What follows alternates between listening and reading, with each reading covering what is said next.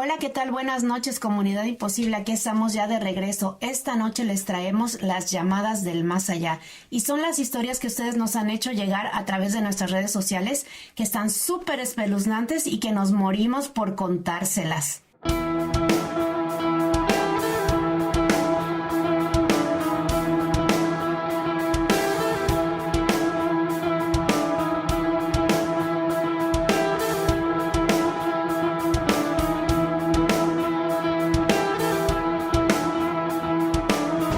Yo les voy a contar la historia de un lugar súper espeluznante que se encuentra en el centro sur de la Ciudad de México.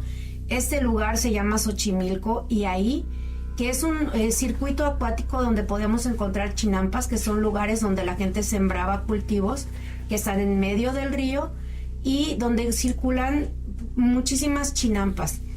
Este lugar es considerado uno de los lugares encantados más terroríficos del mundo y ha habido incluso canales muy importantes que han ido a filmar documentales y cápsulas y un montón de cosas ahí. Se llama la Isla de las Muñecas y está en Xochimilco.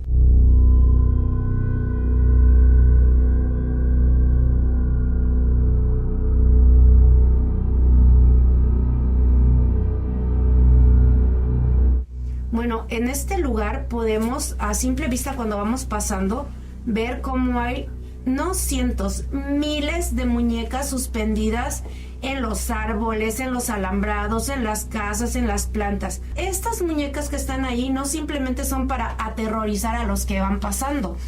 También tienen un trasfondo muy especial y muy particular.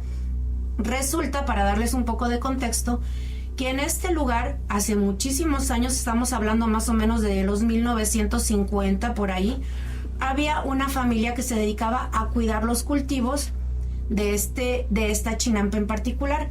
Era un señor que se llamaba Juan Salgado, su esposa. Ellos vivían ahí, trabajaban y todo lo que se hace en los cultivos. Resulta que en un momento la señora le anuncia a su esposo que está embarazada y están esperando la llegada de su bebé con mucha emoción. Y pasado el tiempo, pues el bebé nace, la señora ya no puede participar en las actividades de cuidado de la chinampa y se queda en casa a hacer pues las labores del hogar que normalmente la hacían entre los dos, pero pues como ahora ya tiene que cuidar a la bebé, pues se queda en casa. Era su única bebé, es una niña. Resulta que un día Juan se despide muy temprano porque tenía que ir a recoger algunos cultivos, a quitar algunas redes y se va más temprano de lo habitual. La señora ve que el día va a ser soleado y dice, bueno, voy a ir a lavar. Allá se utiliza hasta la fecha lavar en el río, en las piedras. La señora se carga a su bebé en un huipilito atrás y se va a lavar la ropa al río. Mientras la señora está lavando, cuando está despuntando el amanecer, pues en un movimiento sin pensarlo, sin ninguna intención de su parte, obviamente, se agacha a restregar la ropa y la bebé se sale del huipil y cae al río. Entonces la señora en su desesperación pues se mete al río, trata de buscar a la bebé, pero como hay mucho lirio, hay mucha planta, le es imposible encontrar a la bebé. La señora se vuelve loca de la desesperación, empieza a gritar, se avienta al río, trata de buscar a la bebé y no lo logra. Al oír los gritos, desde las otras chinampas vienen a auxiliarla, pero nadie puede encontrar a la bebé. Al caer la tarde regresa Juan a la casa y encuentra a la señora en un estado deplorable, vuelta loca, llorando, gritando. Y Juan en ese momento pierde la cabeza, se va corriendo al río, se avienta, trata de buscar el cuerpo de la bebé y no lo logra. La pareja cae en una depresión severa, obviamente. Juan pierde la cabeza completamente, deja de trabajar, de hacer sus actividades cotidianas, deja de comer. La señora está muy preocupada, se suma en la desesperación y empiezan a tener problemas incluso maritales. Lo que sucede después de esto es lo que da lugar a esta Isla de las Muñecas.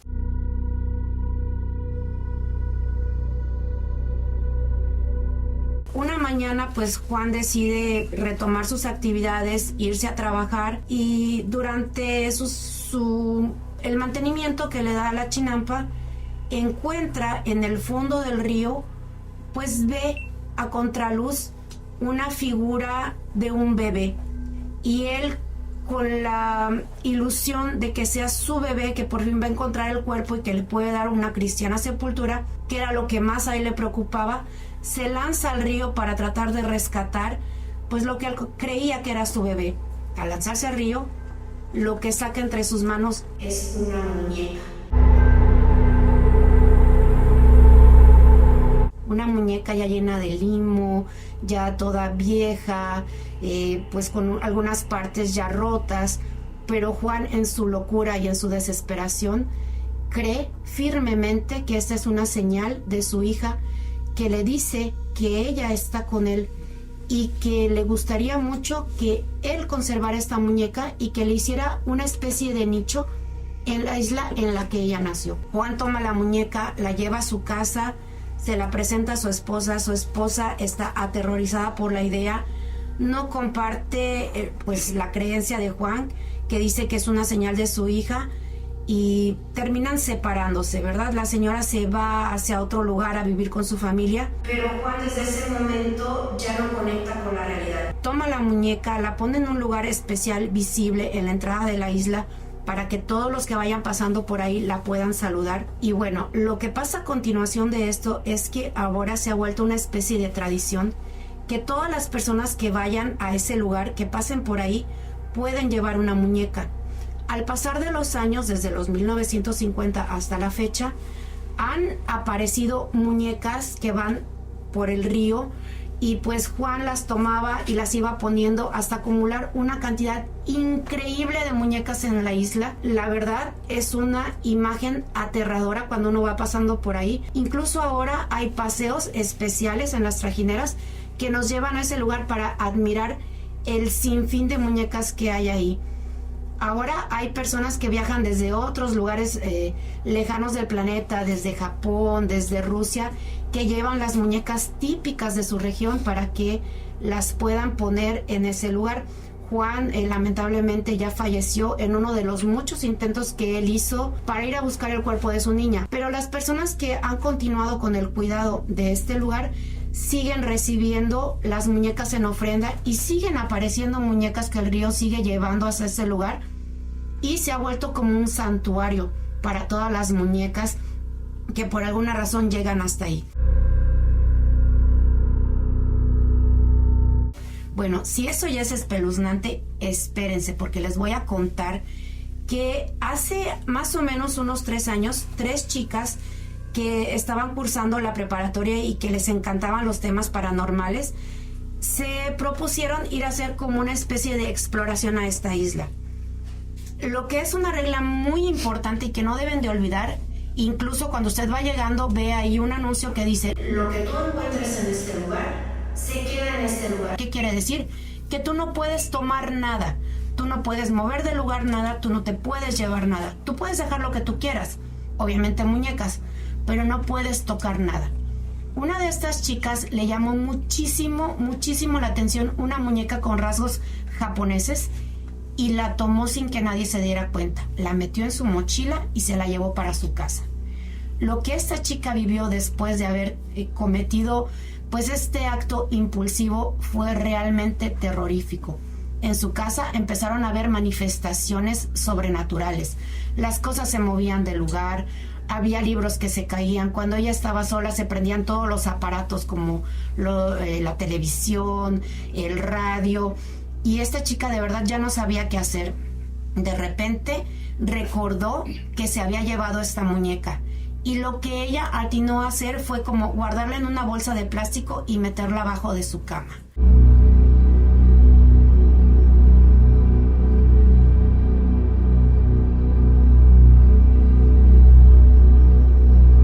Lo que esta chica jamás se imaginó es que al meterla debajo de la cama la situación se iba a poner peor, porque escuchaba la bolsa crujir en medio de la noche, escuchaba arañazos, escuchaba ruidos y risitas de niños.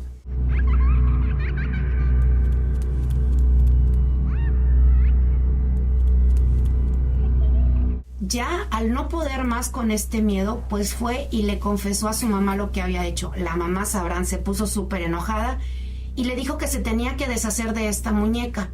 Pero a la chica le gustaba mucho. Aún así, ella quería conservarla. Había una fuerza sobrenatural que las conectaba y ella no se quería deshacer de la muñeca. La mamá le insistió que debía dejarla en el lugar en el que la había tomado, pero ella realmente no hacía caso. Cuando le contó a sus amigas también le dijeron que ellas habían escuchado voces de niños, pero que no lo habían relacionado con ningún fenómeno paranormal. Lo que hicieron después fue peor. Fueron a consultar a una señora que leía la Ouija. La Ouija no se lee, ni tampoco se juega, cuidado con eso.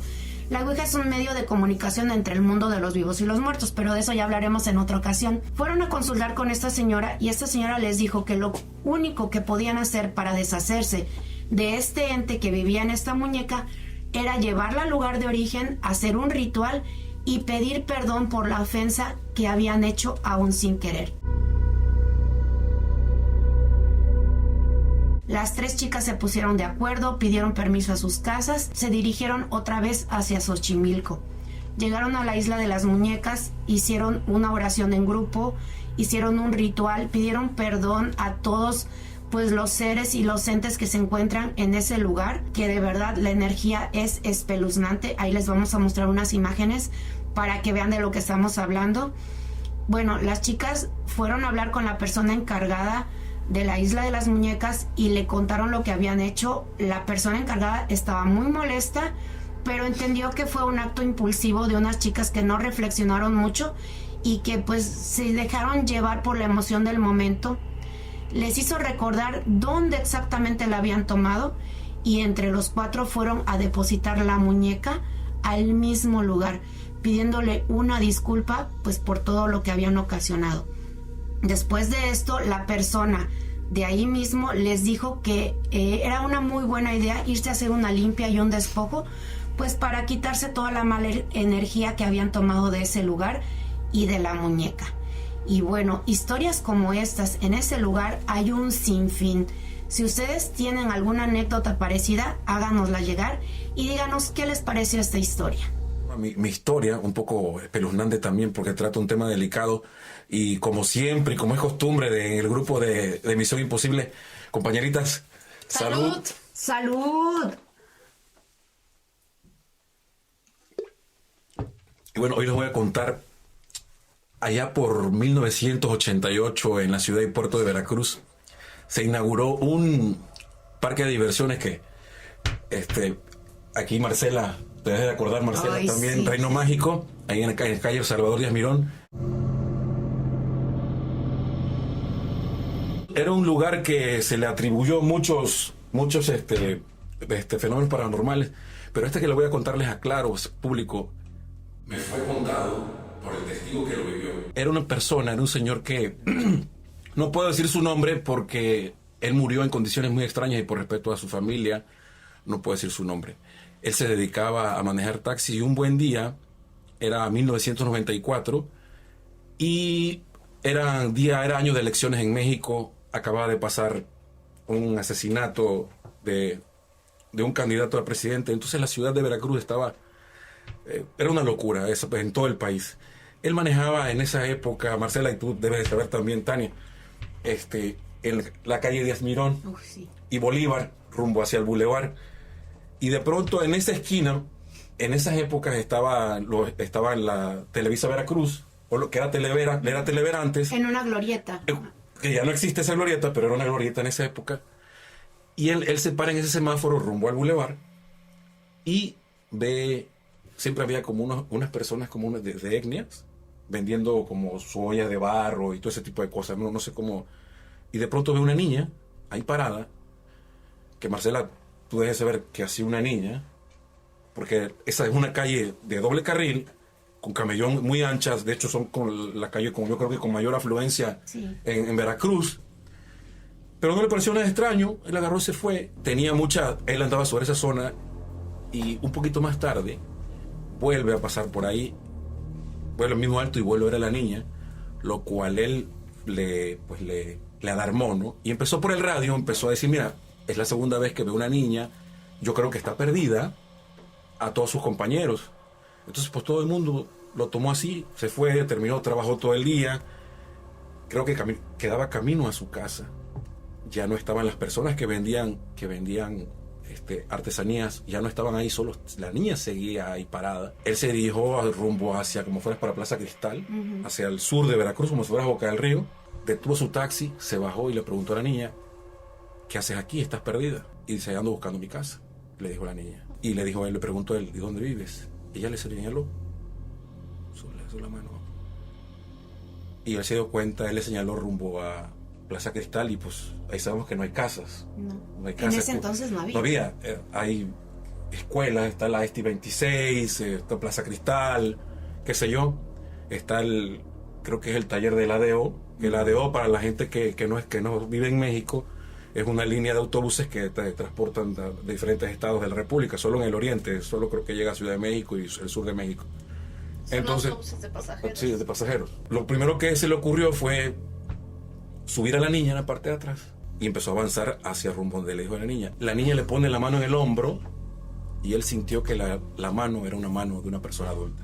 Así, de esa manera. Era la mano de una persona adulta. Y con el rabillo del ojo él vio una mano mucho más grande que la de le cubrió parte de su hombro, que un niño no... Y le dijo, aquí. Se paró, había un grupo de jóvenes. Dice, bueno, aquí. Se pasó, se bajó y dice, mira, es que la niña que está ahí, dice que aquí vive. En ese momento le dice, no, aquí no viene una niña, aquí solo hay departamentos de estudiantes. Uno de los muchachos le llamó la atención, se fijó adentro del taxi, no había nadie. Dice, pero la niña yo creo que se bajó, porque no hay nadie. Él voltea y la niña estaba del otro lado de la acera. Del parque de diversiones del Guay. De hecho ya lo cerraron en el 2014 creo, por tipo de cuestiones. Él cruza la calle y para esto eran como las 9 de la noche, cruza la calle y le dijo, vamos a mi casa.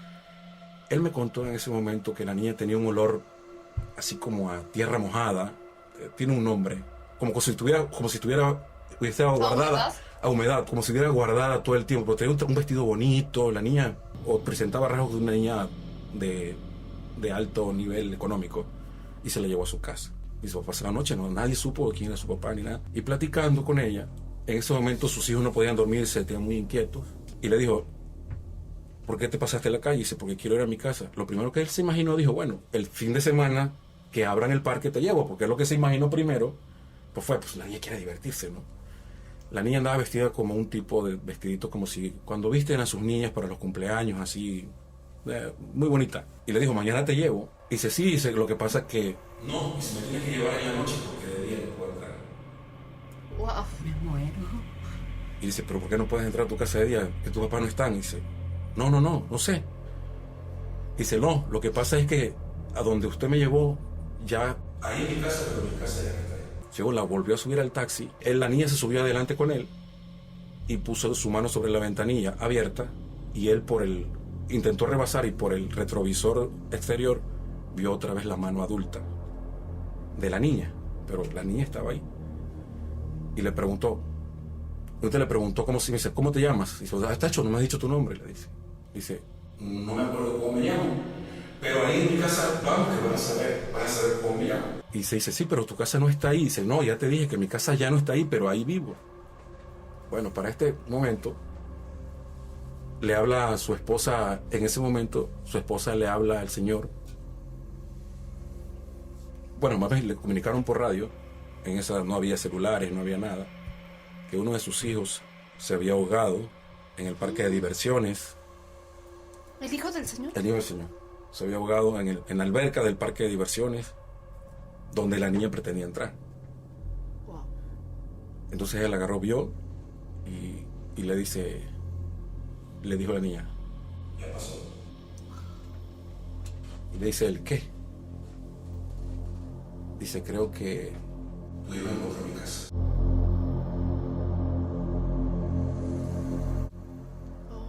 Ay, no, qué horror. Tu hijo acaba de entrar a mi casa. Ahora sí se me pasó. Y mira, todito, mira. Y le digo él, ¿por qué? Dice que entró a tu casa. Dice, sí, dice, ahorita acabo de ver que tu hijo encontró mi casa. Y dice, ¿dónde está tu casa? Dice, pues ya te dije dónde está mi casa. Pero yo ahorita no puedo entrar, pero tú sí. En ese momento él se dirigió como, pues obviamente lo primero que hace un padre como loco, Claro. se dirigió hacia el parque de diversiones. Entra al parque de diversiones, era una locura el parque de diversiones. Imagínense un niño ahogado de policías, prensa, de todo. Entra al parque de diversiones y lo primero que ve en la alberca es flotando el vestido que llevaba la niña cuando iba con él en el taxi.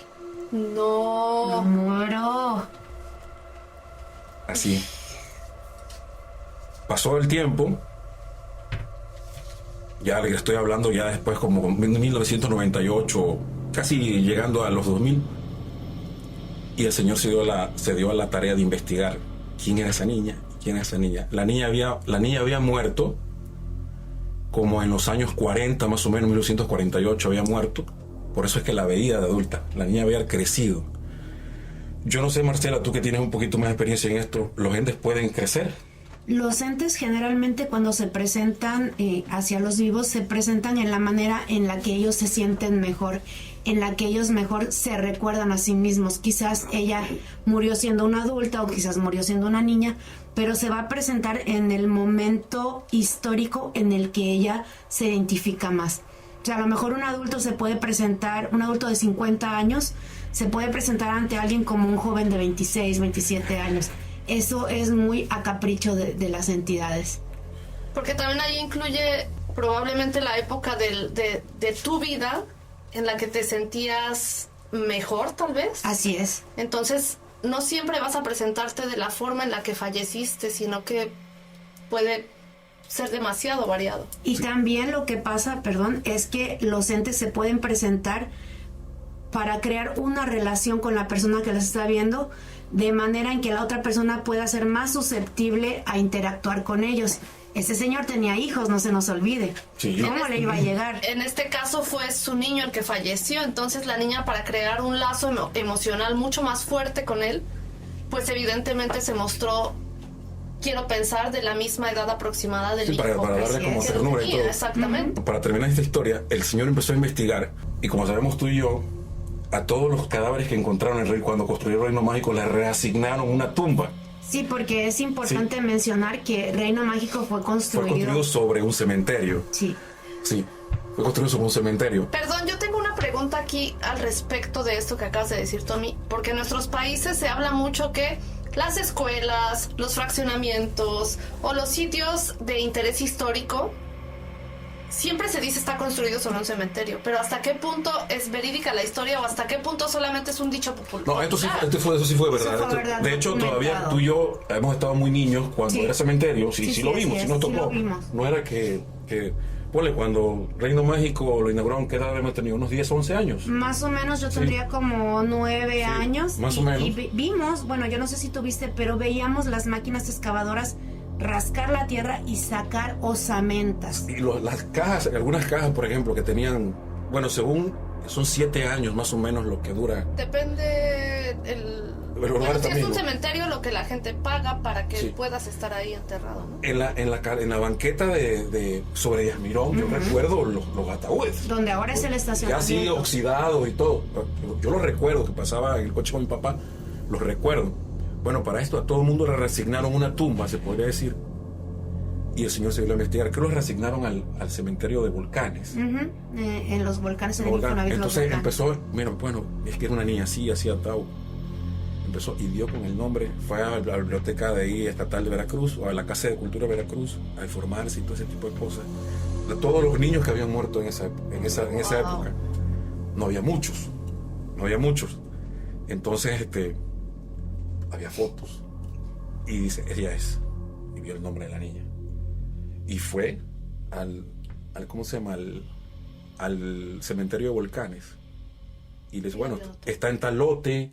Pues son por lotes, Sí, así le dicen. por lote, ajá. Está en tal lote y todo. Y lo primero, cuando llegó a la tumba, vio la imagen más espeluznante que se puede haber encontrado alguien. Estaba sobre la tumba de la niña, estaba la ropa con la que habían enterrado a su hijo. Ay, no es Ay, cierto. Tomás. No. Qué horror, siento un escalofrío tremendo. Y se dice que por eso mismo el señor murió. ¿El señor murió después? Sí, murió.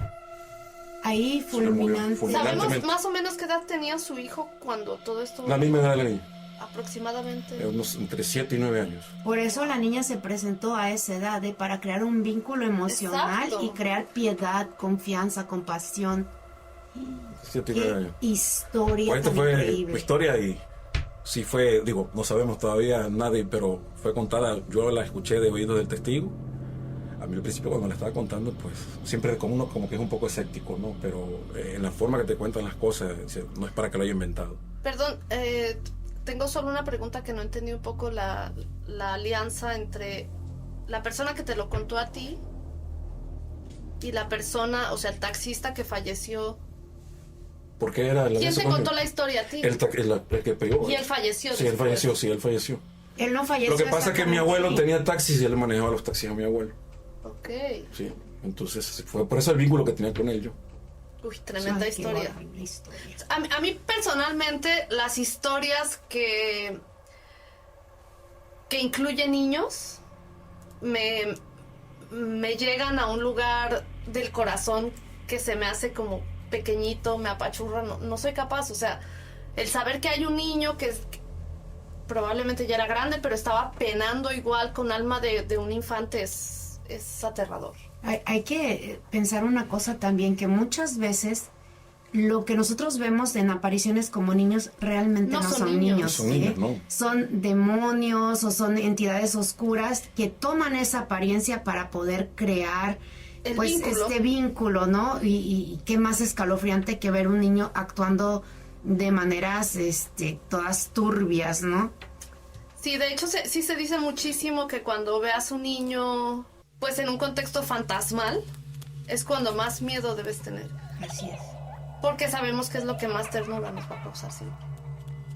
Bueno, No, vamos. pero nunca ver un niño en mi casa, porque no debe por qué haber niños en mi casa. Pero Qué Por ahí historia tremenda. por ahí dice el meme que cuando escuches como un niño llorar en tu casa a las 3 de la mañana y te levantas y dices, ay, pero no mames, no tengo niños. No, O sea, qué eso horror. debe ser los horrible. vecinos ya son abuelos, no creo, ¿verdad? Sí.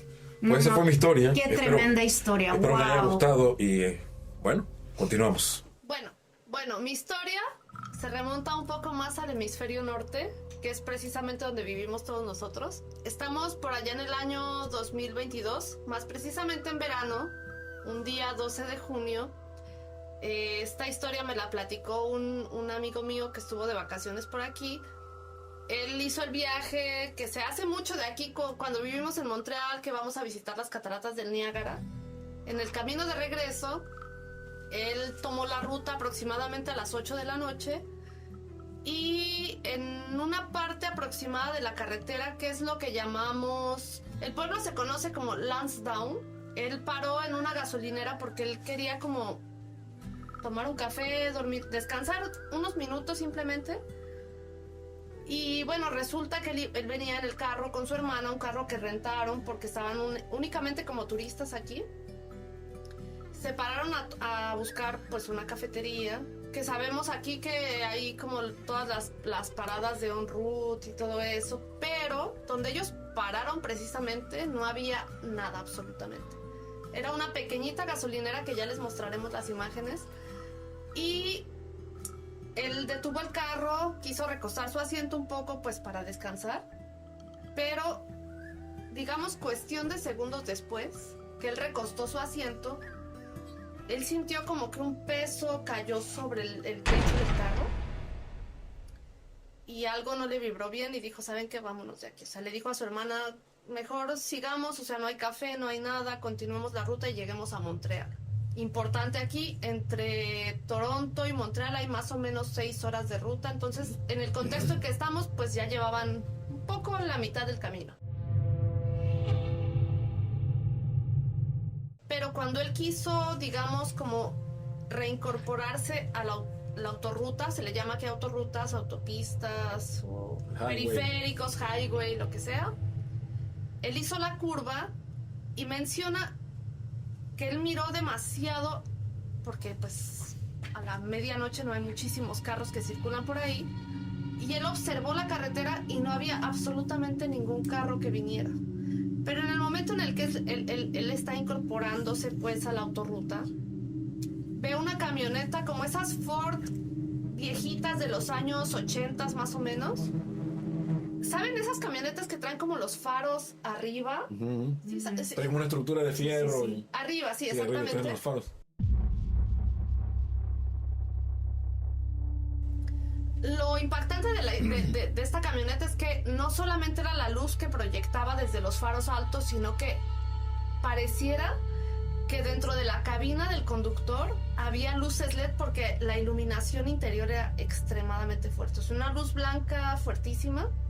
Y lo único que él detectó fue que el chofer, porque no le alcanzó a ver la cara, pero era de brazos, una persona muy blanca, llena de tatuajes. Y él, pues en el reflejo de saber que podía estrellarse con esa camioneta que venía, él hizo como que dio el volantazo y la camioneta siguió su camino. Importante aquí, en un punto, cuando él como que retomó el volante del carro, la camioneta desapareció. O sea, él no la vio más. Pero no estamos hablando de una carretera que tiene curvas o algo así, es una carretera completamente recta. ¿Hasta qué distancia puedes desaparecer de la visión del auto de atrás? O sea, no había manera, ¿no? Y con esas luces. Con esas luces, claro. Exactamente. Importantísimo detalle, él me contó que la persona que venía manejando la camioneta no traía camiseta. O sea, estaba como con el torso desnudo, pero le vio tatuajes completos, o sea, por todos lados. Aproximadamente 20 minutos después, continuó manejando sobre la 401, que es la autorruta que te lleva de Toronto a Montreal, y en un pueblo que se llama, más o menos, porque no es que entró precisamente al pueblo, sino que él venía sobre la carretera por donde está Marjorie Town. Él venía pues manejando con su hermana. Bueno, su hermana venía al lado. Y en un punto ellos vieron que, o sea, en el carril del medio que ellos iban, había un perro. Pero conforme, pues a la velocidad que vas en una autopista, aquí se maneja más o menos entre 100 y 110 kilómetros por hora. Entonces, el perro estaba como sentadito en las patas de atrás. O sea, no estaba realmente en ninguna posición de ataque, no estaba mostrando colmillos, nada. Estaba simplemente sentadito. Pero era un perro negro y conforme se acercaron, cada vez visualizaron más que él tenía los ojos completamente rojos. Él sabía que si desviaba su volante hacia un lado, pues iban a salir de la carretera, o si desviaba al otro, pues iban a ir a la otra parte del sentido contrario. Simplemente continuaron y sí, pasaron sobre el perro. ¿Y saben qué sintieron? Nada, absolutamente. El carro no se movió. Pero él, lo que me cuenta es que él sintió como si un escalofrío pasara como por su nuca, así que subía, una energía que subía por aquí y unas ganas de llorar impresionantes sin razón. O sea, solo lloró. Y solo lo único que le dijo fue a su hermana, ¿viste? Y ella dijo, sí lo vi. Continuaron el camino, 2 horas, llegaron a Montreal. Bueno, como ellos estaban de turistas aquí, estaban rentando como una especie de Airbnb, algo así, una habitación donde tenía cada uno su cama individual, ¿no? Entonces llegaron a la casa tipo 2 de la mañana, se acostaron a dormir y él recuerda que él solamente se acostó, pero como la hermana es como de carácter fuerte, un poco enojona, él veía que su hermana estaba entre dormida, despierta, pero como que con los ojos le quería decir algo, pero no se sabía qué. En un punto la hermana como que logra despertar y le dice, ¿viste que tenía el perro encima mío y no me ayudaste? Y entonces ella menciona, era el perro negro, los ojos rojos y una lengua larguísima. Yo le veía la saliva salir encima mío. Me estaba atacando de verdad. Y en ese momento, la persona que les rentaba el Airbnb estaba cuidando a unos niños porque justamente su mamá estaba en un hospital dando a luz.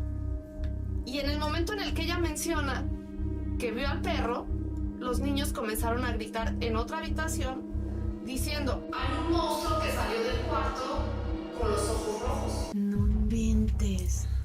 los vio salir del cuarto de los muchachos. Cuando ella le mencionó a su hermano que había visto el mismo perro de la carretera, los niños gritaron diciendo que habían visto un monstruo que tenía los ojos rojos y con colmillos grandes, o sea, la misma aparición que tuvieron en la carretera llegó hasta el apartamento con ellos y no solamente los espantó a ellos, espantó a los niños también.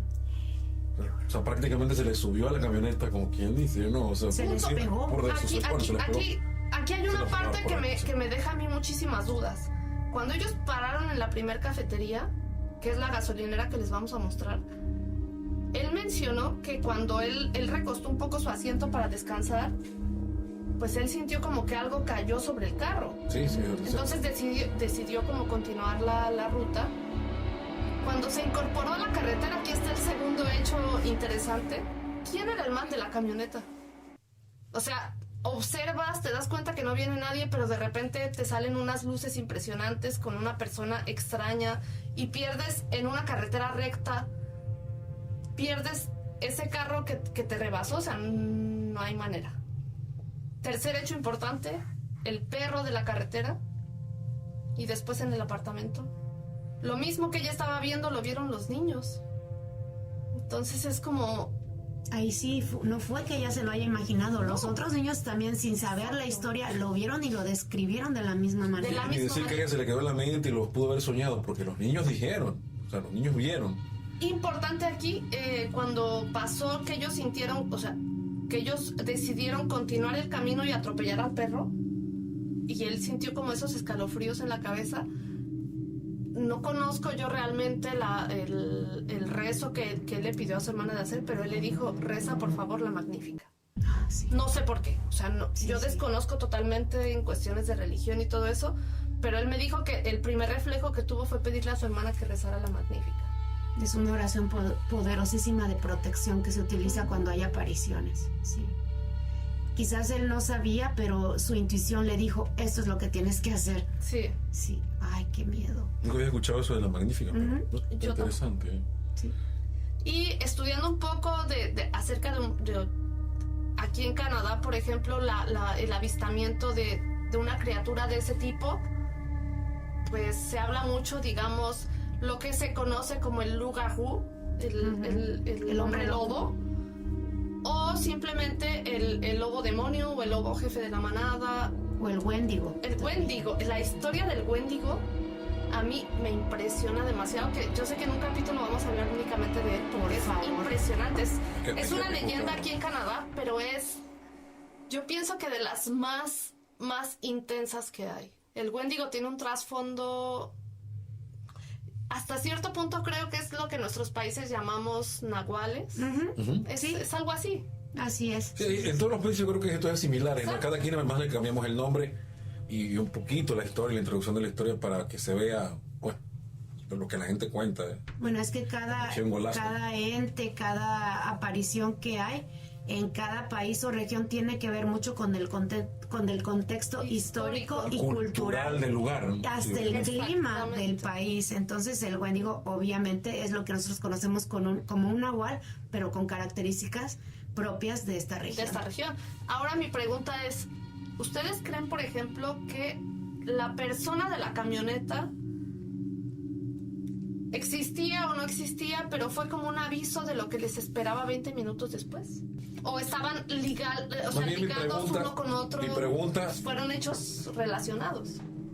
Mi pregunta es, ¿qué hubiese pasado si se encuentran de frente a la persona en la camioneta? Igual fueron como que muchas cosas que ellos lograron escapar a lo que más o menos tu historia, y ya no, del perro ya no se salvaron. No, el perro llegó hasta la casa. El perro llegó hasta la casa. Que yo pienso que el perro fue el que se subió en el techo del carro desde la gasolinera. Y exactamente, puede ser así. O otra cosa de la cual ellos no se dieron cuenta nunca y por hacer el destino no se les pegó, como tú dices, que esa palabra, me gustó esa palabra, una palabra correcta, ser así. Yo dije, se les subió, ¿no? Como si se les pegó. Y esta persona que él describe como una persona con tatuaje y que tenía muy alumbrada el interior de la camioneta. La piel muy blanca. Probablemente ellos se salvaron de esa parte y ya el del perro nada más no pudieron. Y aquí una de las dudas que yo tengo, por ejemplo, cuando ellos circulaban en la autopista, el perro estaba en una posición totalmente indefensa. Estaba como sentadito con sus dos patas traseras, solo mirándolos, y lo aplastaron. No hubo ninguna sensación de, tú sabes, cuando aplastas algo con un carro, El crush de los huesos. claro. Sí, pegarle un perro. Ellos no sintieron nada de eso, pero cuando el perro mismo se apareció a su hermana en la habitación, tenía una posición de ataque. El Ya perro era amenazante. ya mostraba sus colmillos, y ella mencionó que la lengua era enorme, enorme. Ahora, ¿qué Tengo hubiese? una teoría. Ay, perdón. No, ¿cómo te hablaba? Tengo una teoría, ya dejando vagar mucho mi imaginación. Digamos que yo lo que me gustaría creer en este momento es que la persona con la que se toparon, que venía en el coche, era una provocación. Entonces ellos lograron evitar eso. Pero como tal vez este personaje tenía pues las capacidades o las habilidades sobrenaturales de transformarse en lo que es el perro, se les aparece en la carretera de manera pasiva: soy un pobre perrito, ¿qué vas a hacer? ¿Vas a elegir atropellarme? ¿O vas a elegir sacrificarte yéndote afuera de la carretera o sacrificar a otros? Como le pasan por encima, entonces el perro... La elección es fue la elección. Entonces tú elegiste pasar por encima de mí, ahora yo voy por ti. Entonces eso es lo que a mí me Tiene analogía suena. eso. Sí, porque, como yo dije, por lo que yo imaginé, se le apareció en trenes diferentes y el que pegó fue el perro. Aparte que yo diría, por ejemplo, en mi caso, ¿no? Siendo un poco incrédulos de esto. Tal vez venían cansados, la ruta, 2 horas. La ruta es súper recta, o sea, es cansada. Sí, es pesado. Manejar entre Toronto y Montreal es cansadísimo. Pero aquí hay un factor. Los niños. Los niños. Aquí hay un factor muy importante y determinante de la historia. Los niños que no sabían Nada, Absolutamente ellos no nada. viajaron a Toronto y que dan la y descripción. vieron lo mismo. Y dan la descripción perfectamente. Y No, esos es niños no se quedaron impresionante. tranquilos hasta que hubo un adulto que se quedó con ellos con la luz prendida. Me muero. Ahí durmieron. No, qué impresionante. Se llevaron la noche ustedes, qué horror. Me muero. Bueno, pues hoy contamos 3 historias que espero les hayan parado los 3 de muchas que ellos les de los vamos a brazos. contar. Sí, Sí. Y esto es el principio. Seguiremos contando historias espeluznantes. Aquí siempre estaremos Tania, Marcela y yo. No olviden Así es. suscribirse a nuestro canal. Sí, por favor. Denle a la campanita para las notificaciones. Y muy importante, síganos mandando sus historias, porque la verdad queremos contarlas. Son las mejores. Las historias que ustedes tienen son las que nosotros queremos transmitir aquí. Sus historias son nuestras historias. Y también puede venir a contarles personalmente el programa. Claro, súper importante. O llamarnos. ¿Ok? Y pues para terminar, solamente quiero decirles y recuerden, Que nuestra misión es imposible. Para que la de ustedes sea posible. nos vemos pronto. Bye bye. Bye. Au revoir.